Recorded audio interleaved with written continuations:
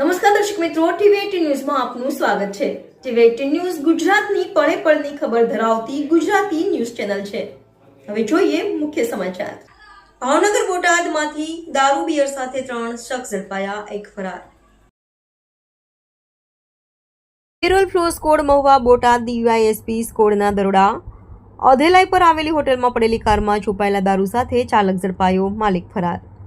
બોટાદ જિલ્લામાં પોલીસે અલગ અલગ સ્થળોએ દરોડા પાડી વિદેશી દારૂ અને બિયરના જથ્થા સાથે 3 શખ્સને ઝડપી લીધા હતા, જ્યારે 1 ફરાર થઈ ગયો હતો।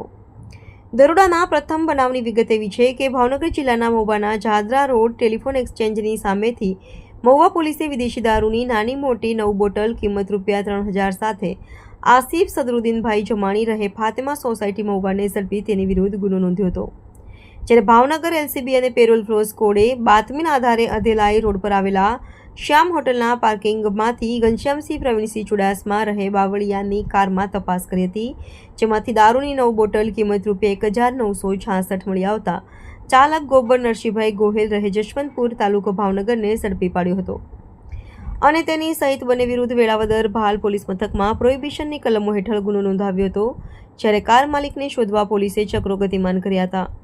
જ્યારે દરોડાના ત્રીજા બનાવની વિગત એવી છે કે બોટાદ ડીવાયએસપી સ્કોડને મળેલી બાતમીના આધારે સાળંગપુર ગામે દરોડો પાડી મહેન્દ્ર ઉર્ફે ધામો ભરતભાઈ ખાચર રહે સાળંગપુરને શંકાના આધારે અટકાવ્યો હતો અને તેની તલાશી લેતા તેના કબજામાંથી દારૂની બોટલ 20 અને બિયર 8 ટીન મળી કુલ ₹2500નો મુદ્દામાલ મળી આવ્યો હતો। પોલીસે તેની ધરપકડ કરી બરવાળા પોલીસ મથકમાં ફરિયાદ નોંધાવી હતી।